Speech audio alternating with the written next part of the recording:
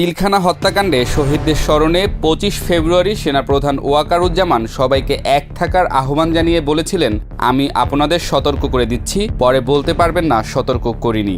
হানাহানি না করে দেশ ও জাতির দিকে খেয়াল করে এক থাকতে হবে।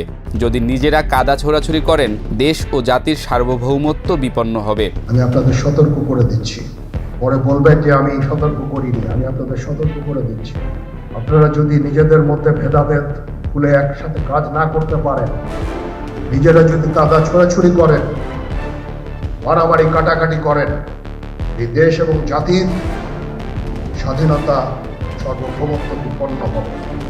আমি আজকে বলে দিলাম, তাইলে আপনারা বলবেন যে আমি আপনাদের সতর্ক করিনি। আমি সতর্ক করে দিচ্ছি আপনাদের। এনসিপি নেতা হাসনাত আবদুল্লাহ দাবি করেছেন, ১১ মার্চ তাদের কাছে সরাসরি প্রস্তাব আসে আওয়ামী লীগকে পুনর্বাসনে রাজি হলে